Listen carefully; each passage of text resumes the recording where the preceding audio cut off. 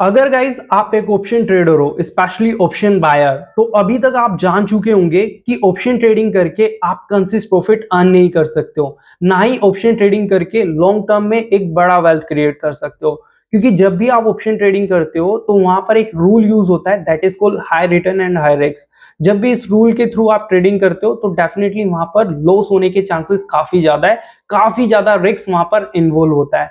अगर मैं आपसे बोलूं इस रिस्क को मिनिमाइज कर सकते हो, वो कैसे, तो बेसिकली आज की इस वीडियो में इसी पर्टिकुलर टॉपिक के ऊपर हम डिस्कस करने वाले हैं। तो जानने के लिए वीडियो को अंत तक जरूर देखिए।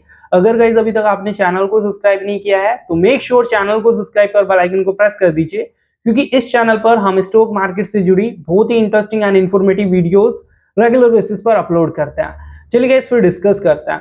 जैसा कि गाइज आप सभी जानते होंगे कि जब भी आप ऑप्शन ट्रेडिंग करते हो तो पर्टिकुलर वीक में सपोज कि आपने 10,000 रुपए अर्न कर लिए, तो नेक्स्ट वीक में वो 10,000 रुपए 20,000 के लॉस में कब कन्वर्ट हो जाता है आप नहीं जानते हो। क्योंकि ऑप्शन ट्रेडिंग के अंदर थ्योरी यूज होती है, रूल यूज होता है, high risk and high return.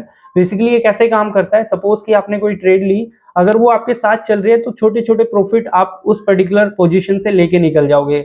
लेकिन अगर कोई पर्टिकुलर ट्रेड आपके अगेंस्ट में चली गई तो वो बहुत बड़ा लॉस आपको देके जाएगी। तो जो छोटे छोटे प्रॉफिट आपने अर्न किया है वो बेसिकली एट द एंड में आपके एक बड़े लॉस में कन्वर्ट हो जाएंगे, because of rule high risk and high return. Don't forget the rule.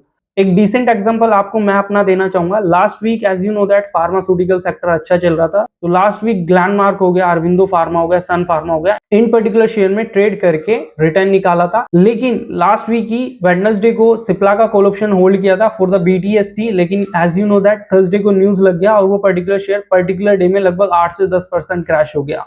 तो उस दौरान जो छोटे छोटे प्रॉफिट अर्न किए थे, बिकॉज ऑफ दैट रिस्क मेरा जो पर्टिकुलर प्रॉफिट था वो सारा लॉस में कन्वर्ट हो गया।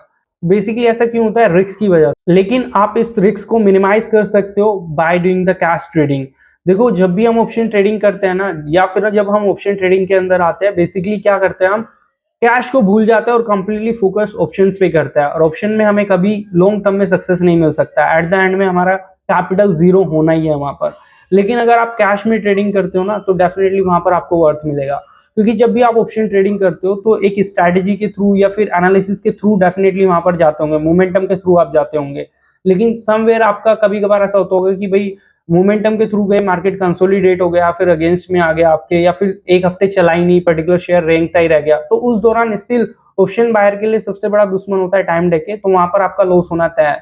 तो पर्टिकुलर वीक में फ्रस्ट्रेट होकर जो ऑप्शन आपने होल्ड किया था, जो विन हो सकता था, वो पर्टिकुलर ऑप्शन आप सेल कर देते हो लॉस में। लेकिन वही चीज अगर आप कैश में करोगे तो कैश में 2 4 5% की मोमेंटम ऑप्शन ट्रेडर के लिए कुछ नहीं होती है। क्योंकि ऑप्शन ट्रेडर जो होता है ना, उसने इतने बड़े बड़े लॉस, इतने बड़ी बड़ी वोलेटिलिटी मार्केट के अंदर देखी होती है। 5-10% की जो ऊपर नीचे होता है, 5-10 पॉइंट का बेसिकली, तो उसके लिए बेसिकली वो जीरो होता है, नील बटा नील होता है, उसको रिस्क मानता ही नहीं है।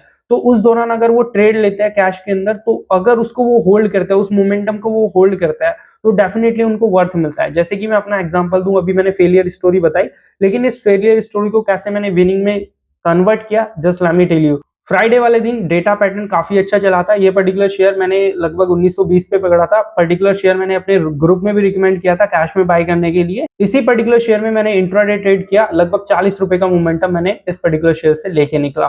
तो जो वहां पर सिप्ला में लॉस हुआ था वो यहाँ से कन्वर्ट हो गया प्रॉफिट में, तो नेट में हम नील बटा नील रहे। तो जब भी आप ऑप्शन के अंदर ट्रेडिंग कर रहे हो तो कैश को कभी इग्नोर मत करो, कैश को भी प्रायोरिटी पे रख के ट्रेड लो। अब क्वेश्चन ये रेज होता है कि भाई जब हम कैश में काम करेंगे तो हमें वहां पर काफी सारा कैपिटल देना पड़ेगा, काफी लेवरेज लेनी पड़ेगी। तो बेसिकली आप ऑप्शन में भी तो लेवरेज लेते हो। 5-10 लाख का ऑप्शन आप 10-20-50 हजार रुपए में होल्ड करते हो, तो वहां पर तो फार एक्सप्लोजर लेके आप काम कर रहे हो। तो वही काम आप कैश में भी करो ना। हमेशा जो आपका कैपिटल है ना, उसको 2 पोर्शन में डिवाइड कर लो। सपोज कि आपके पास 1 लाख कैपिटल है, तो उसका 80% कैश में यूज करो और 20% ऑप्शन में यूज करो। हमेशा इस स्ट्रैटेजी के थ्रू जाओ, डेफिनेटली आपको वर्थ मिलेगा, लॉन्ग रन में एक बड़ा कैपिटल बन सकता है। अगर गाइज आपको वीडियो पसंद आई एंड अगर वीडियो से रिलेटेड कोई भी डाउट है, जस्ट कमेंट में मेंशन कीजिए, I will make the separate video on them. And इसी तरीके की इंफॉर्मेटिव वीडियोस के लिए just subscribe the channel. Thank you.